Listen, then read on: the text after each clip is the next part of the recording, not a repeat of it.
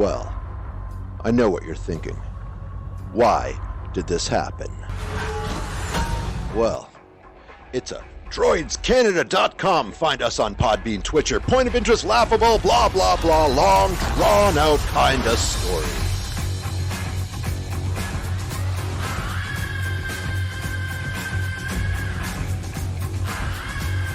No podcast sucks, and there's no coffee.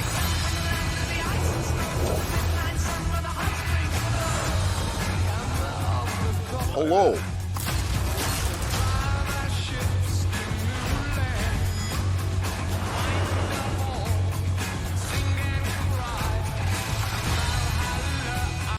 What have you brought me today? Tell me. It's decaf. Yum.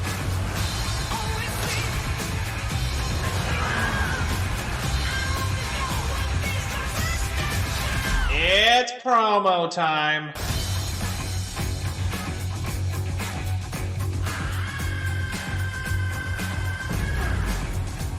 Live from Droids Canada Podcast, I give you the agitated.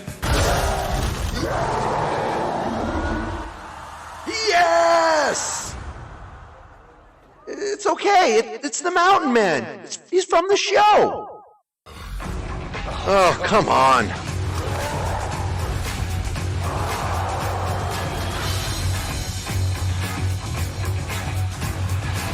Find our award-nominated podcast, videos, and more at droidscanada.com.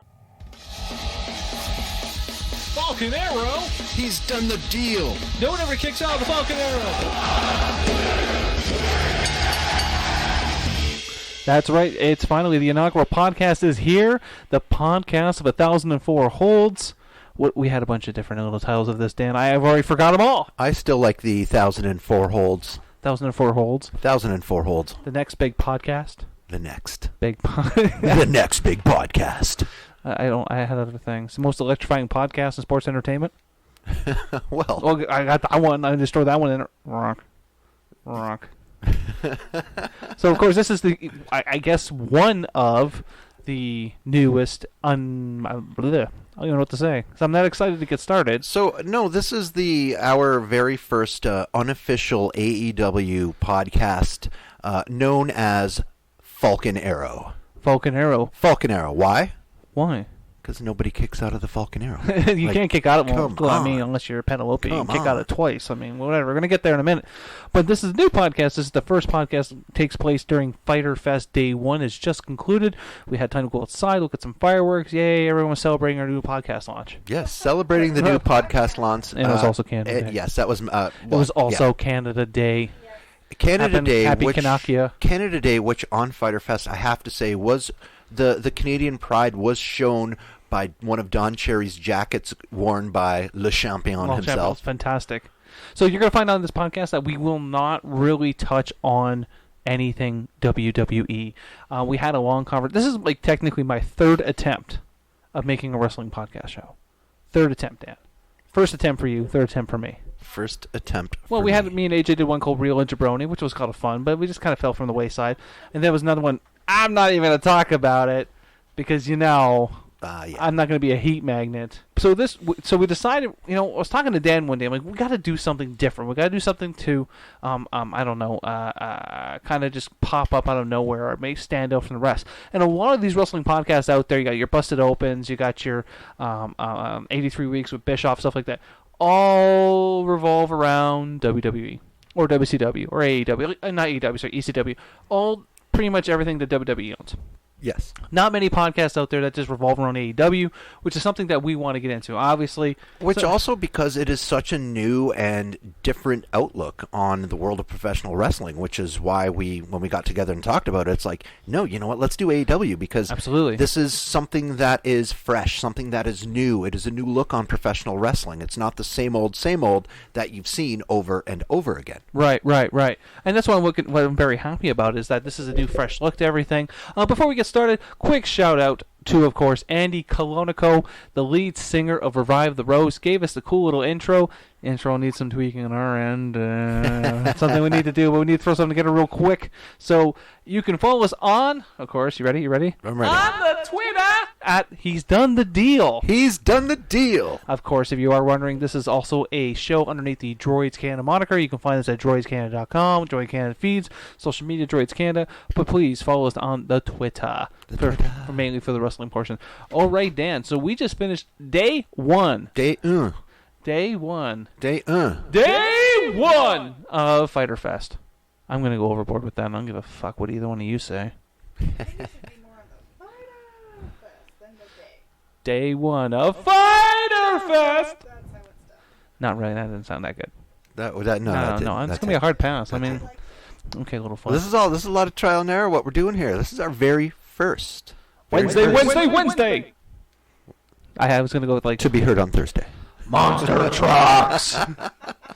To be heard on Thursday. So let's get right into it. So FyterFest starts out. You have, of course, the show himself, Le Champion, Chris Jericho. Of course, fucking grapes. Comes out, throws out some insults right away, and jumps onto the commentating table. And something that I think is going to start from this day forth is he is now known as Tony Schiavone. Tony Schiavone. Good old Tony Schiavone, the voice of WCW, the voice of my childhood, and good old JR. Tony Schiavone is known for saying, "That's right, JR." And that's what he's doing very well, if you noticed that tonight. He didn't really have much to say tonight. He was like, "That's right, JR." Good for you, Schiavone. And, of course, Excalibur on the commentating crew. Make sure you're also following AEW Unrestricted Podcast. They do follow us, and they do give us some retweets and stuff. So we appreciate that. And that is handled by Schiavone and referee Audrey Aubrey. So least we can do is pop them. Pop them? Pop them. Might as well do them a favor. Pop them with the peas? Stop fucking doing that. Anyways. Sorry, my bad. No. What are you doing over there? Don't do that. Okay, first match of the card. Jurassic Express versus MJF and Wardlow. So we had a huge conversation. This is going to be, if anyone knows Droids Canada, we do not have paneled or laid out podcasts. We just go with the flow and see where we go, normally down a hill to Urban Dictionary. So we're going to try and stay as much as possible on topic. That's going to be very difficult for us. And we're going to start with the first match. We're going to start Jurassic Express, so pretty much Luke Perry's kid. And a giant man who throws kicks slower than... I had a good joke. I burned him on Twitter. Oh, the sloth, remember? The sloth, yes. Me waiting for him to throw a kick, and it's the sloth. So he's like giant sloth style? I mean, he's just... I have no issue with... And I know AJ's going to be like, oh, he's great. Shut up. I mean, I'm sure he's great, and I'm sure he does really good matches, but throwing kicks is not in his wheelhouse in terms of speed. Because... he telegraphs it so much that Sweep the Leg Johnny already swept the leg 5 times before he even got the leg off the ground. I got tired of waiting for his kicks. I was falling asleep. If he dealt a little, if he used a little more of the power moves, his power moves are impressive. Right. But there's so many of those kicks. The kicks. And then there's MJF wearing his sister's robe to the ring. What was the tweet? I have to find the tweet. Does it just make you hate him even more, though? I mean, it's good to see he's that classical, I guess. But I mean, MJF's just a heat magnet in general. So I'm just going to try and quickly pull up that tweet here because I giggled my ass off over that fucking tweet. Oh, I found the tweet. It's pretty much MJF's robe is as if Ric Flair has no fashion sense. It was a pretty brutal one. I'm sorry, man. I wasn't really paying attention to that yet. Yes, you were. No. But a standout, but then you have Wardlow, who his matches that he's had previous, all squashes. Yes. And now you're like, wait a minute, he could be the MVP of this match because he was throwing shit down he never threw down before, and he was actually moving pretty quick. And I think his TSN turning point is when the man bun was exposed. Yes, kind of like when in Star Trek, when Sisko shaved his head and grew the goatee, he became badass. I think it's when the man bun Let me circle it back to wrestling, Dan. Oh, sorry, okay? my bad. When Kurt Angle pulls down the straps, business picked up right there. That's how you know it got real. Yeah, like when Bad News Barrett turns his black elbow pad into the inside out into the red. Yes. Trouble. Trouble's happening. No one ever gave a shit about him. I did. So ultimately, Jurassic Express went over. What was your overall feelings of the match? The match had some great spots to it. The agility that Jungle Boy has is just freaking ridiculous. Unlike Luchasaurus, who botched. I think he was trying to do step over Tope Con Hilo, and it looked like he botched it bad on the way down. I didn't even really notice the botch. You're the one who pointed it out. What impressed me the most about that match was Jungle Boy. Yeah, Jungle Boy puts on solid matches overall. This whole Jurassic Express thing, the boy and his dinosaur. It's kind of weird. Well, it's got that little comedic bit. I'm just waiting for Michael Jackson to come back from the grave at this point. Hey, everyone likes little Michael. It's a bad time to tell you you've been watching Finding Netherland. But anyways, and there was no real interference by Marco Stunt.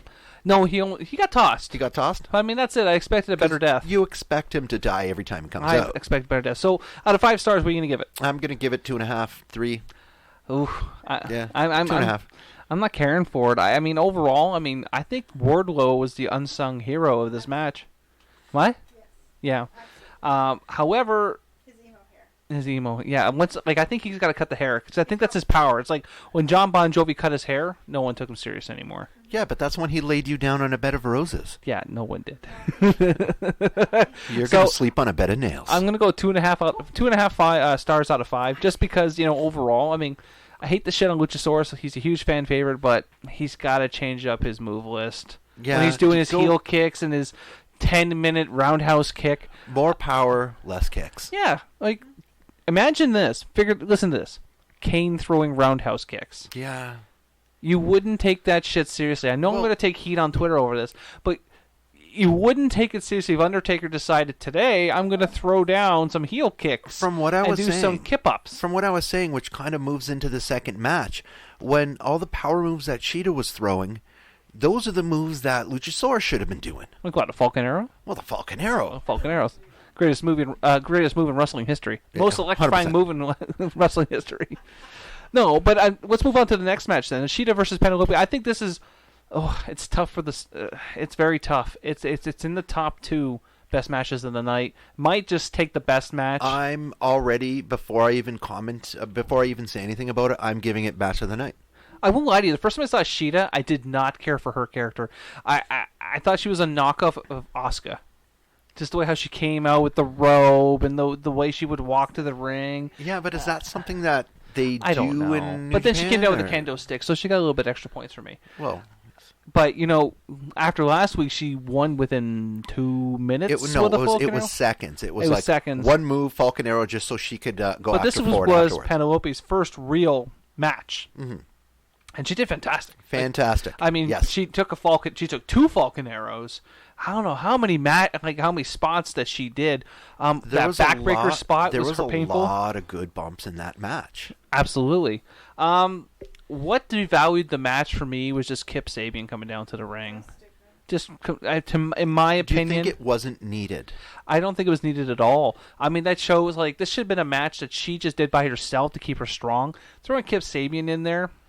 But makes it seem like she wasn't going to be able to do it until he was just coming in. It was going to be one of those chicken shit wins. But could that be something that could start the ball rolling for the split? Perhaps. She's been on the indies for years, and she was with Joey Janela for years on the indies and stuff to that effect. But I feel that she's been paired with Kip Sabian. She's been kind of muted. So now that she has her first real match, you can see what she can do. And they're okay, so, this might change the women's division a little bit. Now, do you think AEW is ever going to be doing mixed gender matches? Absolutely. Wouldn't put you past them. That's something that real, but I'm going to say real mixed gender matches. Yeah. Not if a male tags in, the other male has taken. No. Yeah. Whoever's in the ring has to go. That's just how it goes. Now, is that something, because it did show tonight that Ford has a lot of talent in the ring, is that something that could start it? Because she does have a little bit of momentum, had an amazing showing tonight, like I said, match of the night, to start a, Kip versus Ford with the split in the match. That could start the whole... My biggest worry is once the coronavirus situation's been resolved, that she's going to get lost in the shuffle once all the other talent can come back.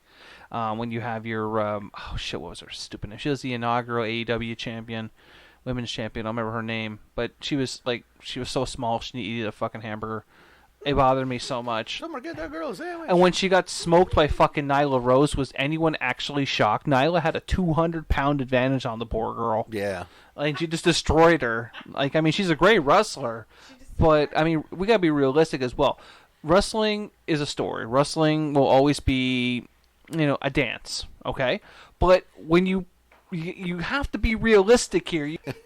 So, honestly, I think in this match, I'm going to give it 4 out of 5 stars. I agree, 100%. She'd have won, but I would have gave it 4.5 if she won by a Falcon Arrow. Yes. She did not do the deal on this night.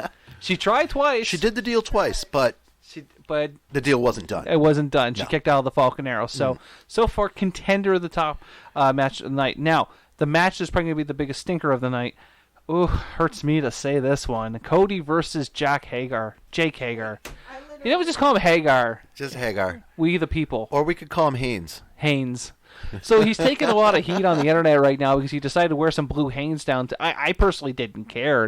Honestly, they looked your typical tights. But when I saw it, I'm like, I have that same pair of undies. Well, that's good. It honestly looked like he was wearing like Hanes biker short underwear. And yes, he is getting roasted on. He's totally getting roasted. Overall, was it a good match? I was checked out. I won't lie. I was checked out. At the beginning of the match, it was a good classic wrestling match. Just with hold for hold type wrestling match. Right.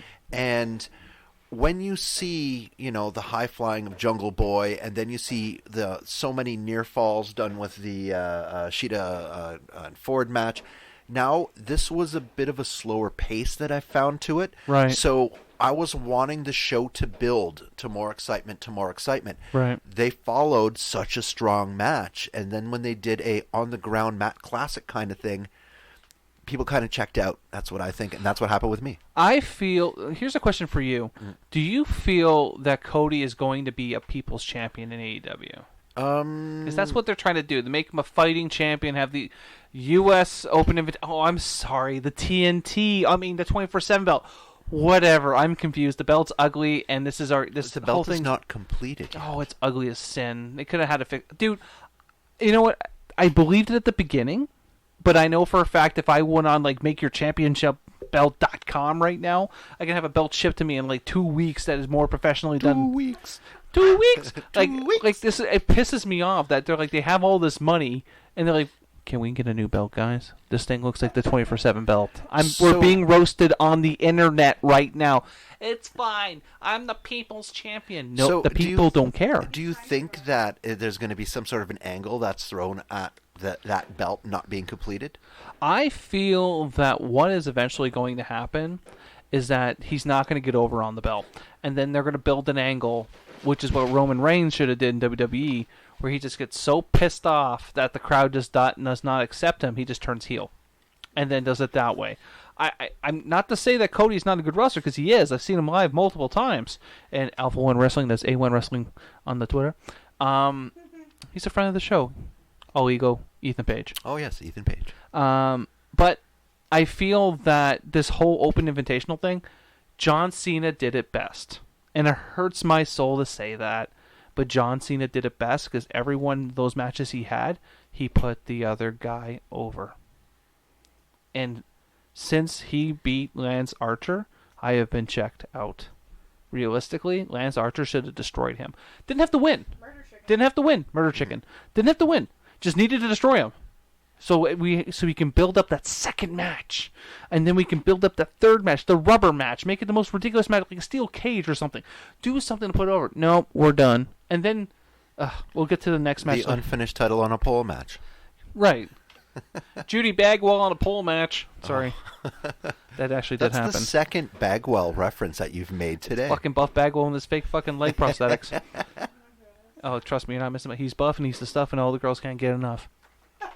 Yeah, I just liked his Dr. Seuss hat. Or Mad Hatter hat. I even roasted someone with a Scott Steiner mathematical burn. Oh, yeah. I think it was Kip Sabian. I'm like, you're just as useful as a Scott Steiner mathematical equation. I'll show you that later. It's bad. It's bad. Like, he totally fell into a black hole trying to give out a fucking promo, and everyone's like, okay. So, star match. What are you gonna give it? How many stars? I'm gonna give it a 2.5. 2.5 stars? Yeah, 2.5 stars. Same? 1.5 stars.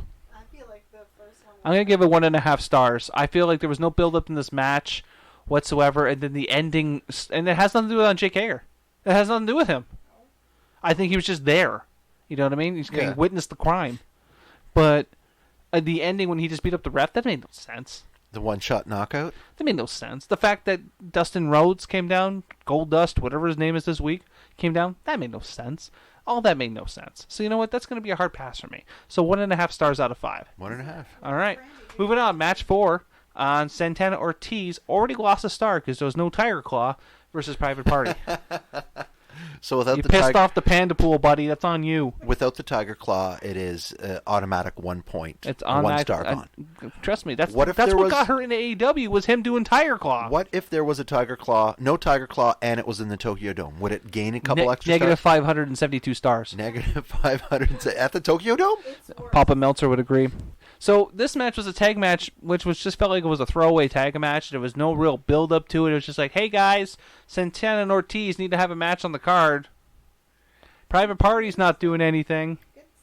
It was an okay match. I'm not knocking the match. I think it was a great match. It was a great match, but you got to have story. Yes. And then you got fucking look at those chompers, Matt Hardy. There was no, there was no story build up to that match. However, the tag division in AEW is so ridiculously absolutely strong. Ridiculous.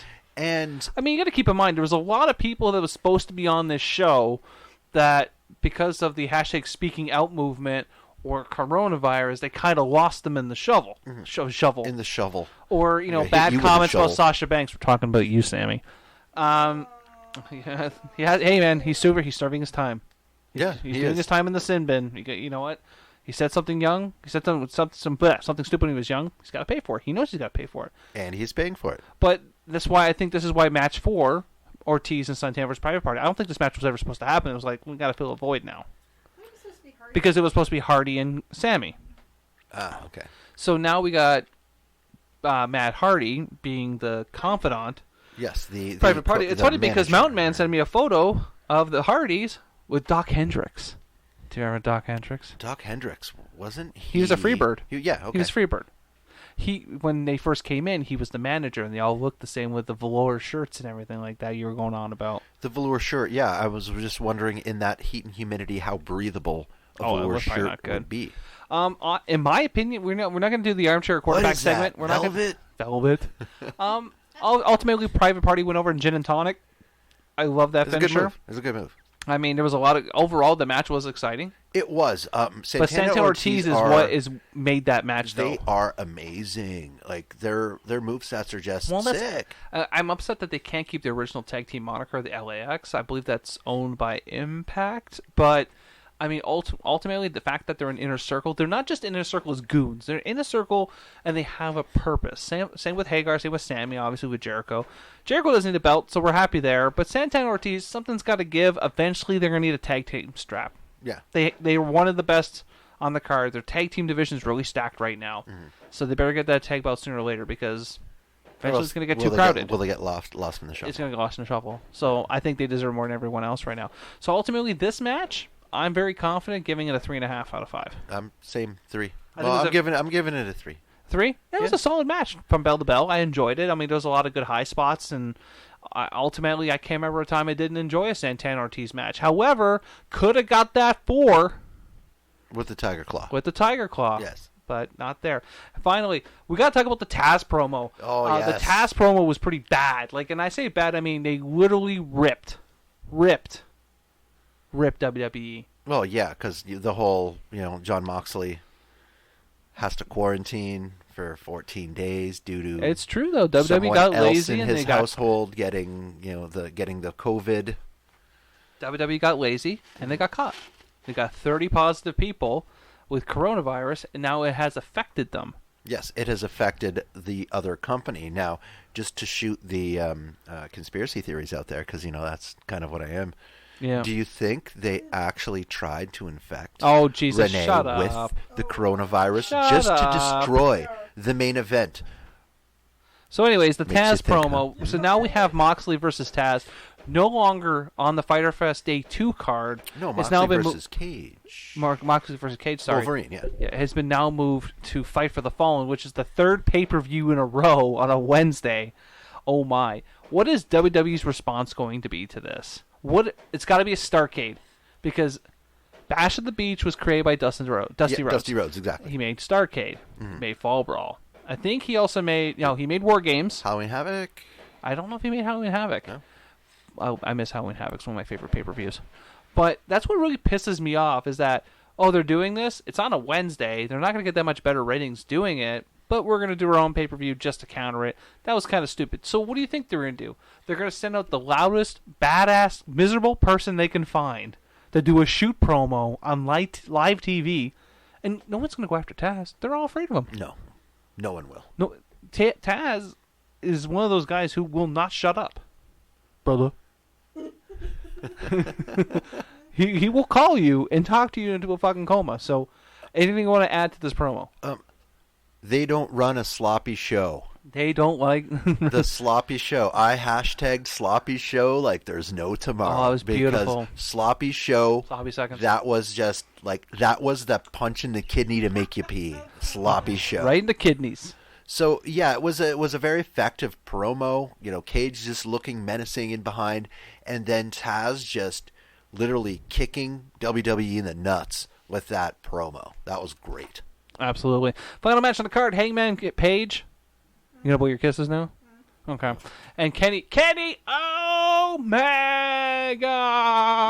V-Trigger versus the Best Friends. So now, like I was telling you while we were watching this match, this was the strongest tag match that the Best Friends has had since they came to AEW. Mm-hmm. They had good matches. I like their matches. They're fun. They're not great. They're not technically sound, mind-blowing, but they're fun matches to watch. They make it entertaining for you. There was a couple spots in that match that looked like, did that move go over right? Oh, like the pile driver that Kenny took? Oh, God, the stacked pile driver, he just got dummied? No, what was that? The outside the ring, the belly-to-belly, overhead belly-to-belly flip. Running, into it. That was I think that was but the MVP of the show happened at the beginning of this match. Of course, it's Trent's mom. Trent's mom drove him to the goddamn match. In the Prius. Gave her a kiss. Good luck, honey. That was awesome. Hashtag Trent's mom has got it going on. God. Ultimately, Hangman and Kenny do go over, but we have a little bit of tension of the FTR at the end. For the first time that I've ever seen, Kenny Omega was ignorant. There was going to be... As soon as FTR showed up with the beers, I'm like, something's going to happen with Hangman and the booze. Absolutely. Something's going to happen. And, of course, as you were saying as well, it's like, there's the split. There it is, right there. There's a split. Because they've been teasing it and teasing it and teasing it for months. Because his drinking has been getting out of control. Okay, I think we've seen this angle hundreds of times. And they even tried replicating it on Jeff Hardy and on SmackDown last couple of weeks. And they ended up pulling it. Oh, yeah. Because they got heat from Fox took heat. Yeah, and they got to pull that angle. It's got to go.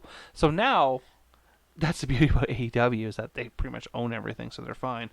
But you have this angle where Hangman Page has been kind of slowly drifting away from the Elite for a while now.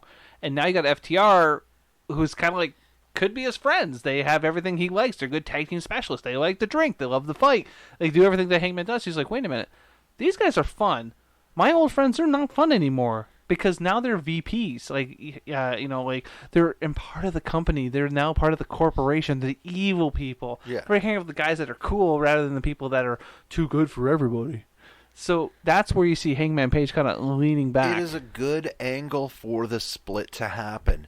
Now, with regards to that match, again, lots of near falls, exciting match, great move sets in that match as well. I didn't hear the words V-Trigger once. I'm shocked. Which made me happy because I cannot stand fucking V-Trigger. That's going to be one of our first promotional t-shirts is Dan freaking out with the word V-Trigger over his head. I hate the V-Trigger. He's going to wear it to Comic-Cons. If we ever go back. The ending of that match.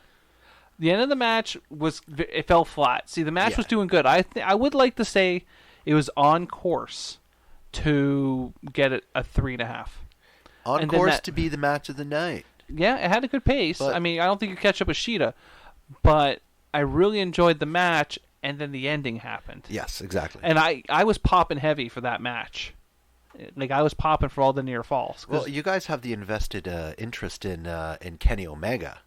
Well, he's right there. Whereas I do not. I mean, I have most of the Bullet Club members on the wall. But here's the thing, though, is that Kenny Omega is probably pound for pound one of the greatest wrestlers in wrestling right now. And yeah, V-Trigger, you're trying to hear about him, blah, blah, blah, whatever. But that match was so good, I was invested, and I was like, this is gonna be a blowout ending. This ending's gonna be great. And then the ending was so bad, I've actually pushed it out of my memory. So Kenny Omega and Hangman Page, they did what they always do. They put on a great match. Sure. But what impressed you most of that match? Oh, it's Best Friends. Best Friends. And like I was telling you, a great showing. Best Friends needed this match. Mm-hmm. Now, would I ever book them to win? No. I'm a realist. But I would have booked them like that in the sense of keeping them strong. We'll get to that in a minute. See, where I'm completely mental, I would have booked them to win. Well, that's just because of my dislike of the V-triggered, Kenny Omega. I got V-triggered there. Right. All right, guys, we're going to take a quick time out. Dan, we have a sponsor this week for the podcast. Dan, read us who our sponsor is this week. This episode is sponsored by Fix. That's Fix with a P, P-H-I-X. Fix is an adult toy online store whose purpose is to share the most innovative and enjoyable adult toys. Whether for solo play or mutual enjoyment, Fix has a variety of items to meet all needs, from vibrating dildos, massage wands, to prostate stimulators. There's tons of items for you to explore. Sex is great, but sex is different for all people, which is why Fix does their best to have a match for everyone. What makes Fix products great? They find people of all walks of life, sexual health experts to do testing and reviews. If it's not a winner, they toss it. If people love it, it's a definite go. Fix sources products that are unique, sleek, but most importantly, safe for our bodies. Visit www.letsfix.com. Use code DROID for a discount on your first order. That's www.letspix.com. Oh yeah, don't worry, they sell lube too. Okay, Dan, so we're going to do a quick little segment here. As we said before, this is the inaugural podcast. I'm really excited that we've already burned through the first show like it was nothing. And I think it was great. And to be very panel structured, tear in the eye. Maybe we can do it on the other show. Anyways, we're going to do a segment called Armchair Quarterback. Armchair Quarterback. Hold on. Armchair Quarterback. I'll actually make a promo for it. It'll be easier next time. We're going to quickly go through the match card, and what would we do differently? So we'll start with match one real quick. We're not going to spend a lot of time, but keep in mind, we're not wrestling professionals. I may have 25, 30 years of wrestling knowledge in my head. Doesn't mean I know everything I need to know, pretty much. But... Whereas, before we jump into the segment, I happen to be the average Joe style watcher of wrestling. It's going to change now. Where, I'm sometimes invested, sometimes not invested. It was just kind of a here or there. Now with AEW coming in, it's kind of become a little bit more. So my wrestling knowledge is not the greatest whatsoever. But just as a regular guy who is watching something and enjoying it, I have my 2 cents, and I'm going to throw my 2 cents in. So, starting with the first match, Jurassic Express versus MJF and Wardlow, I think it did what it did. It teased the split between MJF and Wardlow. I think it reminds me too much of the Shawn Michaels and Psycho Sid split. Or the Shawn Michaels and Diesel split? No, it was more the Shawn Michaels the reason why I say Shawn Michaels and Psycho Sid, because Shawn Michaels' head got so fucking big, Psycho Sid just powerbombed the shit out of him for 20 minutes. Yeah. And I think that's what's eventually going to happen is that Wardlow is still going to stay a heel, but in the process, this part hurts me to say this, he's going to beat him so bad, MJF becomes a face. I don't think because of sympathy. I don't think MJF can ever become a face just with that personality. Yes, anyone can. You could say Britt Baker would never be a heel, and she's actually a really funny heel. So, Adam Cole, baby. So, I would kind of keep the way it was, because the most important thing of that match was the split. I would have kept MJF and Wardlow going over. I think them splitting right now is too quick. I think the reason why they did that is because the week before they had Wardlow go over Luchasaurus. True. No, I understand that completely, but I feel like the split is too early.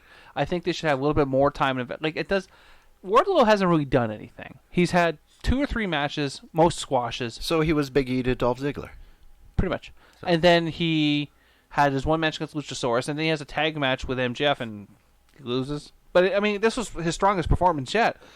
I feel like they should have went over, because personally, I don't think Jurassic Express is going to be anything. I think they're going to be that tag team like the fucking Bushwhackers.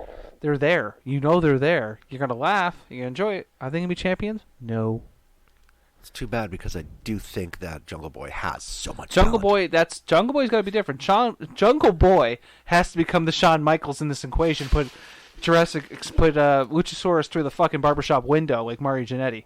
He's got to change. He's going to pull the Jannetty. He's got to pull a Jannetty. She's like, I'm awesome. I have to show you that segment.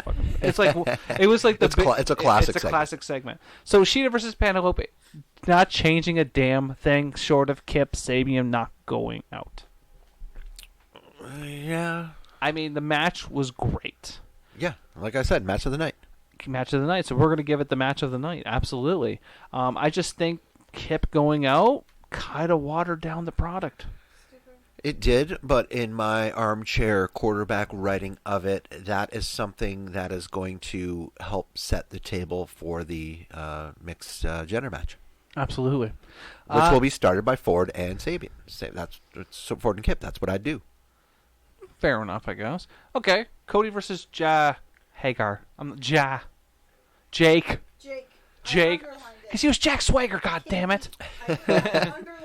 We the people. You don't get the fucking gimmick. The names are so goddamn close. It's not our fault. We were brainwashed. So, listen, write better. Like I said, I could see the memes coming out about the underwear. Maybe they'll do like a blue screen on his dick. On his dick? So it's just going to be his face on his pants. So, with that, I had, Cody is the face of AEW. The face. That runs the place. So, against this monster who doesn't really talk very much and just, Because he can't do promos. It's true. He can't talk. So, and they have this match which I checked out of. Why was this trophy right there? Brandy was That's just some new thing they just brought in. I haven't really paid attention, but now suddenly she's been a part of the equation. Yeah. Ultimately, match 3. If I was armchair quarterbacking, I wouldn't even have the match. I would have saved everyone the time and had Cody get jumped in the back and moved it to day 2. Yep, absolutely. I think they put that is a good angle where he cannot fight in the match because because then if Cody has to forfeit the belt, it would have built more of a story. There's no story. By forfeiting the belt and getting an actual title in there, it would make that title mean something and still keep Cody strong. The biggest flaw that AEW has right now is that their storytelling goes month to month, not 3 months. That's one thing WWE does better, is that they'll write a story that lasts 3 months. Their story is going month to month. We burn through so many, let's use John Moxley, shining example. We burn through the Dark Order. There is no purpose for the Dark Order anymore. None. Oh, wait, we're building something for next week's show with the Colt Cabana, who no one gives a fuck about. He's a fucking gimmick wrestler. No disrespect. Boom. But he's right here. He's right there on the fucking wall. Yeah. Where is he? Oh, he's right there. Hey, Todd. That's what he wrote. Hey, Todd. I'm like, oh, hi. I'm right in front of you. Fucking gimmick wrestler. He's a good wrestler. He's a good wrestler. I don't want to watch something to laugh at. He's that guy. But you bury the Dark Order. You have buried Lance Archer. You pretty much is Cage gonna go over? I'm that's how I'm looking at the writing style right now. Is Moxley's gonna win. He'll win by the paradigm shift, or we can call that the double arm DDT. That makes more sense. Less words, less vowels. But what do I know? Hey, let's make it a longer word. I might as well call it like the. But what if he finishes with a Falcon Arrow? Because he would never be able to get wouldn't get the deal Cage does do Falcon Arrows. He does. He does. He does. I watched him do a fucking Falcon Arrow where the guy was on the outside of the ring on the apron. He Falcon Arrowed him up over the ropes and down into the ring. And I'm like, that deal was done. So you are... I would not... You are deleting that match from existence. I wouldn't even book it. I think the problem with Cody is that they're trying to make him a fighting champion. I don't give a shit. But in the process, they made the last Jedi of wrestling matches. Pretty much. Something that was there that you just... He's pretty much the Rey Skywalker. He's overpowered, and we don't even know why. All right. He learned the Force, and there was no training. Cody is a big Star Wars fan. I know he's a big Star Wars fan, and I like Cody. He's right there in front of you. Oh, yeah. He's right there. He's looking at you. We're doing the bullet club. We're doing the... Yeah, he just looks so different with his natural color. So much better with natural color hair, too. No, that's the jackal. That's the too sweet sign. All right. But that's the thing that bothers me is that they're not really investing time. Like Jack Hagar, he is a 2-time WWE World Champion. Jake. Jack Swagger. Whatever. I'm calling him Jack Swagger. I knew him as Jack Swagger for 5 years. Anyways, he's a decorated MMA fighter. He's got a huge resume, and he fought Cody, and Cody didn't even beat him with the freaking crossroads. He beat him on a technicality. It's pretty bad what I said to you in the match. They're going to do a fucking dusty finish. I guarantee it. Which is, if our listeners don't know, is, let's just say that Hagar wins, but then suddenly there's a small technicality and it forfeits back to Cody. That's a dusty win. So they get the win, they get to be a champion for 10 seconds, but it still defaults back to Cody. I would rather have that than doing the, he had his shoulders pinned. 2 problems with that. 1, the hold didn't look good. 2, there was no direct shot showing his shoulders were down. The hard cam, you couldn't see it, and there was no side camera to show it. That is true. So now he has an argument to say his shoulders were not down. And he cut some promo on Twitter, but I didn't watch it, saying he was the true champion. But the point is that story's done. They're not going to continue that story now. No, I think they will. If they do, it's going to be very weak. Because now you have 2 back-to-back pay-per-views. But now when they continue the story on week 3... That's not week 3. It's now Fight for the Fallen, which is probably going to be a 2-week event as well. Exactly. And then after that, it's going to be AEW Revolution for 2 weeks. When they do the rematch for... Or if we just do All Out at the same time. When they do the rematch on Fight for the Fallen, that's when Hagar wins. We'll see. Okay. For Taz promo, wouldn't do it... Oh, sorry, I jumped that. Santana Ortiz should have went over. Yeah. Absolutely. No disrespect to Private Party, but Santana Ortiz should have went over in a chicken shit way. I agree. Not in a clean way. Because they were really good in that match. They made Private Party look really good. Matt Hardy had no business being out there. I don't understand this whole mentorship bullshit that he's doing right now. Whatever. Gives him airtime, maybe. I don't know. I have my theory behind it all. The Illuminati confirmed. Yes. But the Party Hardys. Party Hardys? Party Hardys team. Yeah, he's going to be the new Doc Hendricks and the new Hardy Boys. That's what AJ thinks, and I agree with him on that. That they're kind of pushing for that right now. It's kind of fucking stupid, personally. See, what I would do is something completely different. Completely different. So you have, and you're going to absolutely hate this, but you have the Dark Order. And you have the Exalted One with the Dark Order. Which no one takes seriously now. I honestly think that Matt Hardy should still be the Exalted One, who had the person running the show for him being Brody Lee.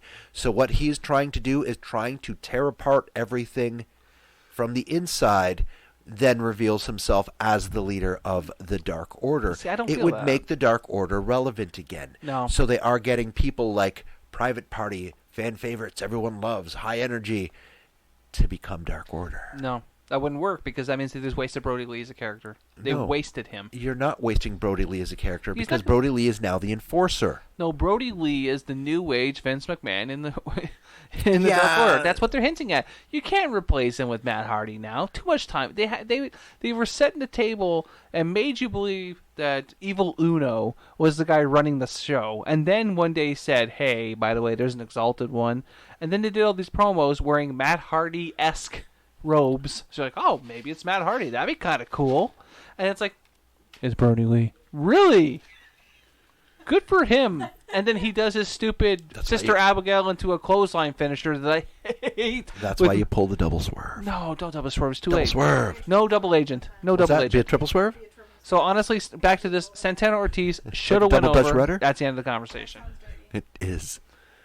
So final match before we're almost done the show here, but final match is going to be Hangman Kenny versus Best Friends. I wouldn't really change much short of that ending. Short of that ending. See, I would have changed it. I would have had more of an interference by FTR, something to do with the alcohol as well, because I am a firm believer that FTR and the Young Bucks will be losing next week to my boys, the Butcher and the Blade. I do think that is going to happen. This way you can create a great feud where titles are not involved with FTR and the Bucks for who is the tag team wrestlers, the people who've been carrying tag teams forever. So I would have done more of an interference because that would open the door for interference next week, which would help start that feud. Perhaps. Okay. I see where you're going with that. One thing I'll just touch on is that the ending was the only problem I had with that match. It was an exciting match. I enjoyed it via Trigger.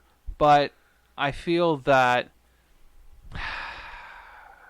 they made that so many amazing the way moves. how they put Best Friends over, it was great. I just think the ending was the thing that flopped.